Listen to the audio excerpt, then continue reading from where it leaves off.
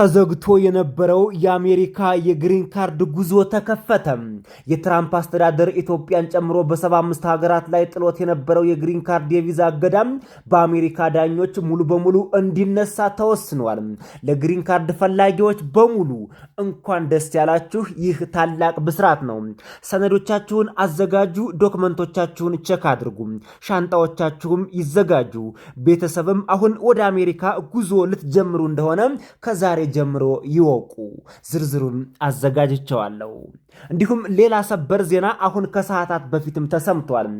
በመስከረም ወር ወደ አሜሪካ የሚገቡ የኢትዮጵያውያን ዝርዝር መቼ ግሪን ካርድ እንደሚሰጣቸው የሚያሳየው ቪዛ ቡሌቲን ተለቋል። የዚህንም ዝርዝር አዘጋጅቸዋለሁ።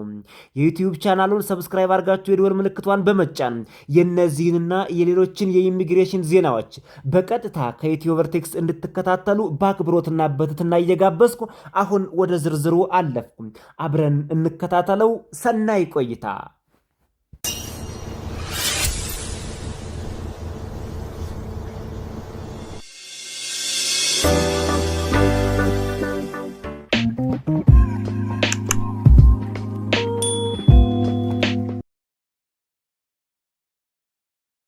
Breaking news, it's Friday, August 21st, evening time, and a judge has ruled in a 75-country pause. They said what the government did was illegal. I'm going to break it down so you know. First of all, the 75-country pause was a decision by the Trump administration to stop essentially immigration visas, green cards, for almost half the world, 40%, based on a generalized charge that they're going to come here and not be able to support themselves. And the courts are saying that you can't just generally do that. Each officer has to individually review the person who is coming and decide whether they're subject to public charge, the worry that they can't support themselves in the United States. Now, these family-based cases in particular and employment-based cases have, either a job. All right, come on in, guys. I have some great news to share with you tonight.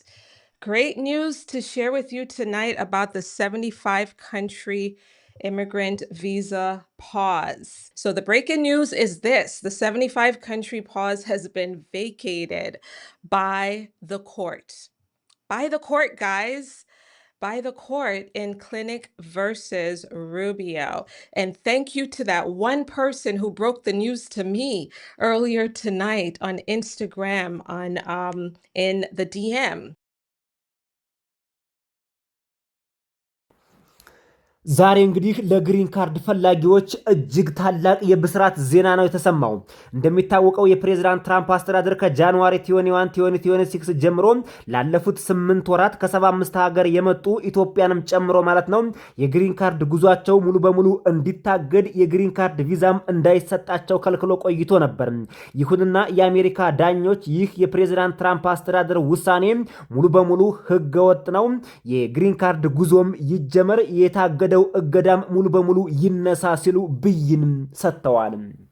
በኒውዮርክ ማንሃተን ከተማ የሚገኝ የዩናይትድ ስቴትስ ፌዴራል ዳኛ የውጭ ጉዳይ መስሪያ ቤት ከ75 ሀገራት ለሚመጡ አመልካቾች የኢሚግሬሽን ቪዛ መስጠትን አግዶ የነበረውን ፖሊሲ ሙሉ በሙሉ ውድቅ አድርጎታል ይለናል ዛሬ ጠዋት የደረሰን ሰበር የብስራት ዜና። የዩናይትድ ስቴትስ ዲስትሪክት ዳኛ ናቸው። ጃኔት ቫርጋስ ይባላሉ። የቪዛ እገዳ ፖሊሲው ህገወጥ መሆኑንና የውጭ ጉዳይ ሚኒስቴር ማርኮ ሮቢዮ በፌዴራል የስደተኞች ህግ ከተሰጣቸው ስልጣን ውጭ የተደረገ ውሳኔ መሆኑን አጽንኦት ሰጥተው ብይን የሰጡት ፍርድ ቤቱ ውሳኔው ከኢሚግሬሽንና ናሽናል ህግ ጋር የሚቃረን በመሆኑ ይህንንም በማጣራት ይህ ህግ የቪዛ ማመልከቻዎችን በግለሰብ ደረጃ የመገምገም ኃላፊነትን ለቆንስላ ሰራተኞች የሚሰጥ እንጂ ሚኒስቴሩ በዜግነት ብቻ ተነስተው ወይም በዘረኝነትና በሀገር ብቻ ተነስተው አጠቃላይ የቪዛ እገዳ እንዲጥሉ ሰፊ ስልጣን የማይሰጥ መሆኑን አረጋግጠዋል። አሜሪካን ሀገር እጅግ በጣም ደስ የሚለው ነገር አስፈጻሚው አካል እነ ትራምፕና እነ ማርኮ ሮቢዮ ማለት ነው። እነዚህ አካላት የሚያደርጉትን እንቅስቃሴ በሙሉ ፍርድ ቤቱ መወሰን መገደብና እንቅስቃሴያቸውንም ማስቆም ይችላል። ይህ የአሜሪካ ልዩ ስርዓት ነው። እንደ ፈረንጆቹ አቆጣጠር በጃንዋሪ 2026 በውጭ ጉዳይ መስሪያ ቤት የወጣው ይህ መመሪያ ከተመረጡ 75 ሀገራት የሚመጡ አመልካቾች የመንግስት እርዳታ ፈላጊዎች ሊሆኑ ይችላሉ የሚል ግምት በመውሰድ ነው የሚለው የቪዛ ማመልከቻዎችን እንዳይቀበሉ ከልክሎ ቆይቶ ነበር። ገና ለገና የአሜሪካ ጥገኛ ይሆናሉ በሚል ሰበብ ነው ይሄንን ውሳኔ ያደረገው የትራምፕ አስተዳደር። ክሱ የቀረበው ደግሞ እንደ ካቶሊክ ሊጋል እንዲሁም ኢሚግሬሽን ኔትወርክ እና አፍሪካን ኮሚኒቲ ቱጌዘር ባሉ ስደተኞች መብት ተሟጋቾች ድርጅቶች እንዲሁም ጉዳዩ በቀጥታ በሚመለከታቸው የቪዛ አመልካቾችና ቤተሰቦቻቸው ስፖንሰር ባደረጉት የዩናይትድ ስቴትስ ዜጎች አማካኝነት ነበር ክሱ የቀረበው። ድል ቀንቷቸዋል። የትራምፕ አስተዳደርን በፍርድ ቤት ማንበርከክ ችለዋል። በአሜሪካ የሚገኙ የኢሚግሬሽን ጠበቆች ጉዳዩ የሚመለከታቸው ማለትም ግሪን ካርድ ፈላጊዎች በሙሉ እንዲሁም አመልካቾችም ጭምር የሰነድ ዝግጅቶቻቸውን እንዲያጠናቀቁ፣ ዶክመንታቸውን አዘጋጅተው ሬዲ እንዲሆኑ፣ ከኦፊሻላዊ የሕግ ተወካዮች የተለየ መመሪያ ካልተሰጠ በቀር የተያዘላቸውን ቃለ መጠየቅ የቪዛ ቡሌቲን ቀጠሮ ሙሉ በሙሉ እንዲያከብሩ ነው ታላቅ መልእክት ያስተላለፉት። ነገር ግን እዚች ጋር ትንሽ ማስተካከያ ያዙ አድማጭ ተመልካቾቻችን። ፍርድ ቤቱ ፖሊሲውን ሙሉ በሙሉ ውድቅ አድርጎ የከለከለውና ያገደው ቢሆንም እንኳን የፕሬዝዳንት ትራምፕ አስተዳደር ይግባኝ ሊጠይቅ ይችላል። እንዲሁም አንዳንድ ያልተስተካከሉ የሕግ ጉዳዮች አሉ። እነዚህ ነገሮች መስመር እስኪይዙ ድረስ ምናልባት ለ1 ወርና ለ15 ቀን ያክል ሁኔታው እንደታገደ ሊቀጥል ይችላል። ነገር ግን አጠቃላይ የዚህ ሕግ ስር መሰረት የፕሬዝዳንት ትራምፕ አስተዳደር በ75 ሀገራት ላይ ኢትዮጵያን ጨምሮ የጣለው ማዕቀብ ሙሉ በሙሉ ሕገወጥ ከሕግ ውጭ የሆነ ሕጉ በማይፈቅደው መንገድ የሆነ መሆኑን የአሜሪካ ዳኞች በይነው ወስነው ጨርሰዋል። ትልቁ ነጥብ እሱ ነው። በዚህ መሰረት ወደ አሜሪካን ሀገር የሚገቡ ዜጎች የግሪን ካርድ ፈላጊዎች ትውልደ ኢትዮጵያውያንንም ጨምሮ ማለት ነው የወጣላቸው ክፍለ ጊዜ፣ የጊዜ ቅደም ተከተል መቼ እንደሆነ፣ የት በየት እንዴትና በማንኛው ሁኔታ እንደሆነ በዝርዝር የሚያስረዳው ቪዛ ቡሌቲን አሁን ከ2 ሰዓታት በፊት ተለቋል። የመስከረም ወር ቪዛ ቡሌቲን ተለቋል። አዲስ ነው፣ ትኩስ መረጃ ነው። አብረን እንከታተለው እሱን።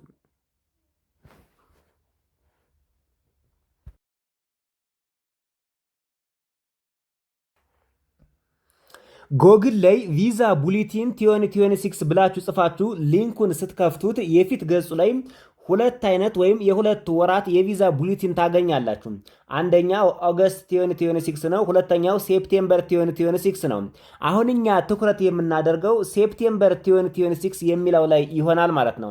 የኦገስት ኦልሬዲ ስላለፈ እሱን አንጠቀምበትም፣ ግን እንደ ኮምፓሪዥን ልንጠቀምበት እንችላለን። በዚህ መሰረት ማን አሜሪካ አሁን እንደሚገባ፣ ማን ግሪን ካርድ እንደሚሰጠው፣ ማን ደግሞ መቆየት እንዳለበት የእያንዳንዳችሁን እነግራችኋለሁ፣ ወይም እናንተ ክሮስ ቼክ ታደርጋላችሁ ማለት ነው። ቪዲዮውን ወደ ኋላና ወደፊት እየመላለሳችሁ በማየት የእናንተን ፕራዮሪቲ ዴት በማስታወሻ በመያዝ እዚህ ቪዲዮ ላይ አሜሪካ የምትገቡባት ቀን፣ ግሪን ካርድ የምትሰጡበት ቀንን በቀጥታ ነግራችኋለሁ። እንዲሁም ገና ግሪን ካርድ ለምታመለክቱና ማመልከት ለምትፈልጉ በሙሉ መቼ ማመልከት እንዳለባችሁ የእናንተ ማመልከቻ ማስገቢያ ጊዜም የራሱ ክፍለ ጊዜ ስላለው የእያንዳንዳችሁን አሳያችኋለሁ፣ ትመለከታላችሁ። የዩቲዩብ ቻናሉን እናንተ ሰብስክራይብ አድርጉት። እኔ አሁን በቀጥታ እሱን ላሳያችሁ ነው። ከዚህ ጋር ከነሐሴ መጀመር እንችላለን። ከነሐሴ እንጀምር። ይሄ የነሐሴ ነው። የነሐሴን እንደ ማነጻጸሪያ ወይም ኮምፓሪዥን ነው የምንጠቀምበት። ዲቴሉን አናየውም። የመጀመሪያው እንግዲህ ፋሚሊ ስፖንሰር ፕሪፈረንስ የሚባሉት ናቸው። ፋሚሊ ስፖንሰር ፕሪፈረንስ ፈርስት፣ ሰከንድ፣ ሰርድ፣ ፎርዝ ተብለው F1፣ F2A፣ F2B፣ F3፣ F4 ተብለው እዚህ ጋር ተዘርዝረዋል። እንደምትመለከቱት እዚህ ጋር F1፣ F2A፣ F2B፣ F3፣ F4 የሚሉ ምድቦች ተዘርዝረዋል። እዚህ ውስጥ እያንዳንዱ ምን ማለት ነው የሚለውን እናንተ በስፋት እንድታነቡና እንድተረጉሙ እተውላችኋለሁ። አንዷን ግን እንደ ኤግዛምፕል ልንገራችሁ። ፈርስት ኤፍ1 ምድብ ያሉት አንማሪድ ሰን ኤንድ ዳውተርስ ኦፍ ዩኤስ ሲቲዝን ናቸው። የአሜሪካ ዜጋ የሆኑ ብቻ ናቸው እዚህ ላይ ያላገቡ ወንድና ሴት ልጆቻቸውን ወደዚህ ወደ አሜሪካን ሀገር የሚያመጡት። የሌሎቹም በእያንዳንዱ ዝርዝሩን እናንተ አንብቡትና የትኛው ምድብ ላይ እንደምትገቡ መጀመሪያ ራሳችሁን ካታጎራይዝ አድርጉ። ኤፍ1 ናችሁ፣ ኤፍ2ኤ ናችሁ፣ ኤፍ2ቢ ናችሁ፣ ኤፍ3 ናችሁ፣ ኤፍ4 ናችሁ የሚለውን ከለያችሁ በኋላ በቀጥታ ወደ ሰንጠረዡ ነው የምንሄደው። ፋይናል አክሽን ዴት ፎር ፋሚሊ ስፖንሰርድ ፕሪፈረንስ በቤተሰብ ለምትመጡ በትዳር ሊሆን ይችላል፣ ወይም ደግሞ በተለይ ልጅ፣ እናት፣ አባት በመሳሰሉት በዝምድና በአጠቃላይ በቤተሰብ ወደዚህ ወደ አሜሪካን ሀገር የምትገቡበት የቪዛ ቡሌቲን ነው ይሄኛው ማለት ነው። ፋይናል አክሽን ዴት ኤ ላይ እንሄዳለን። ኤን እንመለከታለን። አሁን ኤን እንመለከታለን። ይሄኛው የነሐሴ ነበረ ወይም ደግሞ አሁን የያዝነው የኦገስት ነው። ብዙዎቻችሁ ተጠቅማችሁበት አልፏል ማለት ነው። ሶ ኤፍ1 የምንላቸው 15 ዲሴምበር 8 ያልቃል ነው የሚለው የመጨረሻው። እናንተ አሁን ፕራዮሪቲ ዴታችሁን በማስታወሻ ይዛችሁ እዚህ ጋር ያለውን እኔ የማነብላችሁን ቀን ክሮስ ቼክ ታደርጋላችሁ።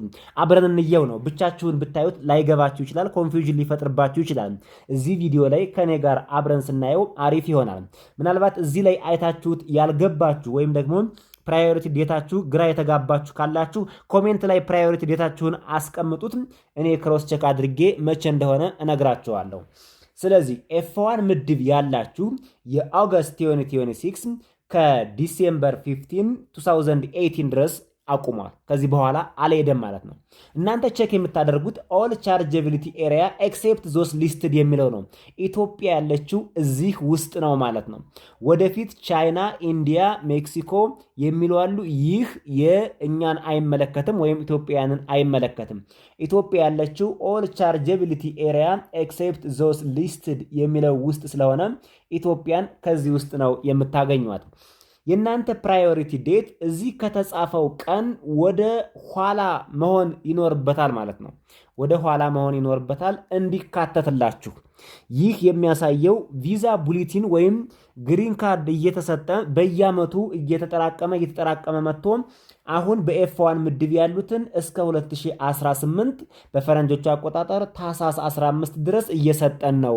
ከዛ በኋላ ያላችሁ ቆዩ፣ ጠብቁ፣ ገና ናችሁ ተብላችኋል ማለት ነው። ይሄ የነሐሴው ነው። መስከረም ላይ ምን ሆነ? ተሻሽሎ ይሆን? አዎ በደንብ መሻሻል አሳይቷል። እንኳን ደስ ያላችሁም። እስከ ቲዮኒቱ ጃንዋሪ ቲዮንቲ ድረስ ተሸጋግሯል ማለት ነው። 2 ዓመት ከአንድ ወር አካባቢ ከፍ ብሎላቸዋል። ስለዚህ የእናንተን ፕራዮሪቲ ዴት የእናንተ ማስታወሻችሁ ላይ ቼክ አድርጉት። ከዚህ ቀን በፊት ከሆነ ዩአር ላኪ ወደ አሜሪካ ጉዟችሁን ጀምሩ፣ ወይም እዚሁ አሜሪካን ሀገር ካላችሁ ለአጀስትመንት ኦፍ ስታተስ ራሳችሁን አዘጋጁ ማለት ነው። ኤፍ1 ይህን ይመስላል። እሺ ቀጣዩ ደግሞ ኤፍ2ኤ ነው። ኤፍ2ኤ የኦገስትን ስንመለከተው ቲዮኒቱ ጁላይ 2026 ነበረ። ይሄ ከረንት በሉት እጅግ በጣም ደስ የሚል የቪዛ አይነት ነው። ኤፍ2ኤ ምድብ ላይ ያላችሁ ምንኛ እድለኛ ናችሁ። ለእናንተ አሜሪካ በሯን ከፍታ እየጠበቀች ነው። ምንም አይነት ወረፋ የለውም ማለት ይቻላል። እስከ ቲዮኒቱ ጁላይ 2026 ድረስ እስከ ባለፈው ጁላይ ወር ድረስ ያላችሁ በሙሉ አሜሪካ እንድትገቡ ተፈቅዶላቸዋል። መስከረም ላይ እንዴት ሆኖ ይሆን? እስኪ እንየው። ዋው መስከረም ላይም በጣም አሪፍ ፕሮግረስ ላይ እያሳየ ነው። ቲዮኒቱ ኦገስት 2026 ቀረብ ብሏል ማለት ነው። ስለዚህ ኤፍ2ኤ ምድብ ያላችሁ ወደ አሜሪካን ሀገር በዚህ ምድብ ቤተሰቦቻችሁን ማምጣት የምትፈልጉ ወይም እዚሁ አሜሪካን ሀገር አጀስትመንት ኦፍ ስታተስ መጠየቅ የምትፈልጉ ለእናንተ በሩ ክፍት ነው። ወደ ቀጣዩ እንሂድ። ኤፍ2ቢ የሚለው ላይ እንመልከት። ኤፍ2ቢ በጣም ወደኋላ የቀረ ነው። ይሄኛው አሁን የከፈትኩት የነሐሴ ነው። እዚህ ጋር ሼድ ያረኩት የኦገስት ነው። ይሄኛው 01 ጃንዋሪ 2018 ላይ አቁሟል። የሴፕቴምበርን ደግሞ ወደ ጎን ከፍቼ ላሳያችሁ።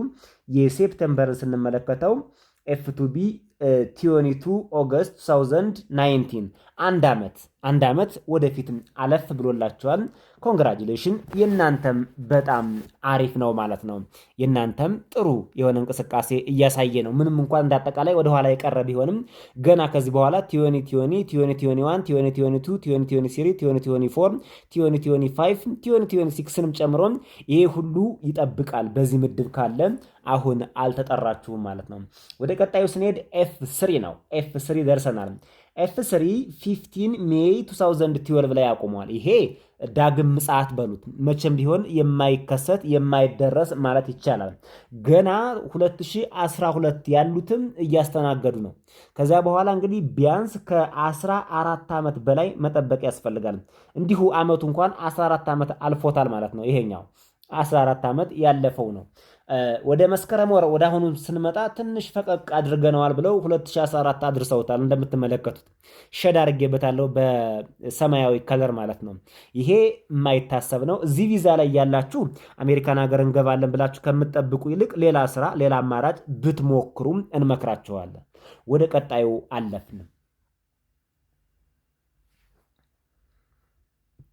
ቀጣዩ ኤፍ4 ነው። ኤፍ4 የኦገስት እንዴት ነበር? 2009 ላይ ያቆመ ነው። ሴፕቴምበር 1 2009 ያቆመ ነው። ይሄኛው ጭራሽ ይሄ ቪዛ አለኝ ብላችሁ አሜሪካን ሀገር እገባለሁ ብላችሁ እንዳታስቡት እንዳትሞክሩት። ገና 2009 ያሉትን እያስተናገደ ነው። ከኤፍ3 የባሰና የከፋ ነው። ወደ ሴፕቴምበር ስንመጣ ትንሽ ወደ 2011 ከፍ አድርገነዋል ብለዋል። የተወሰኑ ዓመታት የ3 ዓመታት ፕሮግረስ አሳይቷል። ይሄኛውም ቢሆን መቼም ቢሆን ሊያድግ አይችልም። ግን ደግሞ አይታወቅም። ተስፋ እንዳትቆርጡ። ምክንያቱም በአንድ ጊዜ 2026 ሊያደርሱት ይችላሉ። አይታወቅም። ለማንኛውም እንደ አማራጭ ቢመጣም ይምጣ ብላችሁ የምትጠብቁት እንጂ በጉጉት የምትጠብቁት እንዳልሆነ እንድታውቁት ለማለት ነው። የቤተሰብ ስፖንሰር ወይም ፋሚሊ ስፖንሰር ፋይናል አክሽን ዴት ያ ማለት ግሪን ካርድ የምታገኙባትን ዕለት ጨርሰናል። አሁን ሁለተኛው ቢ እዚህ ጋር በቢ የተቀመጠው ቢ ዴት ፎር ፋይሊንግ ፋሚሊ ስፖንሰርድ ቪዛ አፕሊኬሽንስ የሚለው ይሄ ለማመልከት ነው። ይሄኛው ደግሞ ለማመልከትም ወደ አሜሪካን ሀገር ለግሪን ካርድ ለማመልከትም ወረፋ አለው። እንደፈለጋችሁ አሜሪካን ሀገር ያለ እናት አባት ወይም ወንድም እህት ወይም ባል ወይም ሚስት ሊሆን ይችላል። እናንተ በፈለጋችሁ ሰዓት አፕሊኬሽን ስለሞላላችሁ ቀጠሮ የሚሰጣችሁ እንዳይመስላችሁ፣ የራሱ ቅደም ተከተል አለው ማለት ነው። ገና ለምትጀምሩ ነው ይሄ። ገና ለምትጀምሩ ግሪን ካርድ ለምትጀምሩ እናንተን ስፖንሰር የሚያደርጋችሁ ቤተሰብ እንዲሞላላችሁ ማመልከቻ እንዲያስገባላችሁ ማለት ነው። በኤፍ1 ምድብ ያላችሁ እስከ ጃንዋሪ 2019 ማመልከት ትችላላችሁ ተብላችኋል ለግሪን ካርድ። በኤፍ2ኤ ምድብ ያላችሁ ከረንት ነበረ። ይሄ የኦገስት ነው አሁን የያዝኩት። አሁን ኦገስት ላይ ነኝ። ወደ ሴፕቴምበር ልውሰዳችሁ። የሴፕቴምበርን ስንመለከተው በሚገርም ሁኔታ እስከ 01 ፌብራሪ ቲዮኒ ድረስ ከፍ ብሎላቸዋል ለማመልከት። ኤፍ1 ምድብ ያላችሁ፣ ኤፍ2 ምድብ ያላችሁ እዚህ ላይ ነው። ኤፍ2 በብሉ ሸድ እያረኩት ነው። ከረንት ናችሁ። ኤፍ2ኤ በቃ እናንተ በጣም እድለኛ የቪዛ ግሩፕ ያላችሁ ናችሁ። ኤፍ2ቢ የመስከረምን ብቻ እንየው። አሁን የሴፕቴምበር ላይ ነኝ የምገኘው። እስከ 2019 ድረስ እየተጠራችሁ ነው። ማመልከት ትችላላችሁ። ይሄ ለማመልከቻ ነው። ግሪን ካርድ ለመውሰድ ሳይሆን ለማመልከቻ ነው። ኤፍ3 እስከ 2014 ድረስ ማመልከት ትችላላችሁ። ኤፍ4 እስከ 2011 ድረስ እናንተ ተጠርታችኋል። ከዚህ ቀን ወደ ኋላ ያላችሁ ጥሩ ነው። ወደፊት ግን ቱ ዘ ኒረስት ቱ ዘ ከረንት ዴት የምትመጡ ያላችሁ ግን የእናንተ ገና ነው ማለት ነው። አሁን ደግሞ ኢምፕሎይመንት ቤዝድ ፕሪፈረንስ በስራ በተለያዩ የስራ አይነቶች በክህሎት ተምራችሁ በእውቀት እንዲሁም በተለያየ በሙያ ብቻ በስራ ስፖንሰር ወደ አሜሪካን ሀገር የምትገቡትን እንመለከታለን። ማነጻጸሩን ከነሐሴ ጋር የነበረውን እንተወውና የሴፕቴምበርን ብቻ ወይም የመስከረምን ብቻ እነግራቸዋለሁ። ምድቡ እንደምትመለከቱት ፈርስት፣ ሰከንድ፣ ሰርድ፣ ፎርዝ፣ ፊፍዝ የሚባል ምድብ አለው። ከዚህ በፊትም እያንዳንዱ ምድብ ምን ማለት እንደሆነ በዝርዝር ስላብራራው አሁን ጊዜ አልወስድባችሁም። እናንተ እያንዳንዱን ምድብ ቀድማችሁ ስለምታውቁት በየትኛው ምድብ እንዳላችሁም ስለምታውቁት፣ ካላወቃችሁም ደግሞ እዚህ ስክሪን ላይ አይታችሁ አንብቡት፣ ማንበብ ትችላላችሁ። ይሄው ለማንበብ እንዲመቻችሁ አድርጌዋለሁ። ቪዲዮውን ፓውዝ አድርጉና ፈርስት ምድብ ማን ነው፣ ሰከንድ ምድብ ማን ነው፣ ሰርድ፣ ፎርዝ፣ ፊፍዝ ማን ነው የሚለውን በደንብ አንብባችሁ እንዲሁም ተጨማሪ ጎግል አድርጋችሁ የእናንተን ምድብ እወቁ። አሁን እኔ እናንተ መቼ እንደምትጠሩ ግሪን ካርዷን በእጃችሁ እንኩ ውሰዱ የምትባሉባትን ቀን ልንገራችሁ። ከዚህ መሃል ግን አንደኛውን ለምሳሌ ፈርስት ምድብን ብቻ እኔ ላብራራላችሁ። ፕራዮሪቲ ወርከርስ የተባሉ ናቸው። እነዚህ በጣም የተማሩ ልዩና የተለየ ትምህርት የወሰዱ ለምሳሌ ዓለም አቀፍ ተቋማትን እንደ WHO፣ ዩናይትድ ኔሽን እዚህ ውስጥ የሚመሩ አመራር የሆኑ ለምሳሌ ዶክተር ቴዎድሮስ አድሃኖም የዓለም ጤና ድርጅት መሪ ነው። በትውልዱ ኢትዮጵያዊ ነው። እሱ አሜሪካ መግባት ቢፈልግ በኤፍ1 ወይም በፈርስት ምድብ ነው የሚካተተው ማለት ነው። በፈርስት ምድብ ኤፍ1 ምናምን የሚባለው ጋር ሳይሆን ያ ከቤተሰብ ጋር እንዳይምታታ ወይም እንዳይጋጭ ፈርስት ምድብ የሚለው ጋር ይገባል ማለት ነው። ሌሎችንም እንደዚህ እያደረጋችሁ መመደብ ትችላላችሁ። ሰከንድ ላይ ያሉት ደግሞ በጣም አድቫንስ ዲግሪ PhD ማስተርስ ያላቸው የተለየ የሶፍትዌር ዲቨሎፕመንት ችሎታ ያላቸው ይካተቱበታል። ሰርድ የሚባሉት ደግሞ ስኪልድ ወርከር ብዙ ባይማሩም እንኳን በጣም ብቃት ያላቸው ግንበኛ ሊሆኑ ይችላሉ፣ የእንጨት ስራ ባለሙያ ሊሆኑ ይችላሉ፣ የጋራጅ ባለሙያ ሊሆኑ ይችላሉ፣ መካኒክ ሊሆኑ ይችላሉ፣ ግን ብዙ ላይማሩ ይችላሉ። ስኪልድ ወርከርስ እንዲሁም ፕሮፌሽናል እነዚህ መደበኛ ዲግሪ ያላቸው የሙያ ፍቃድ ያላቸው እንደዚህ አይነት የሚገቡበት ነው። ሶ ፋይናል አክሽን ዴቱን እንመልከተው።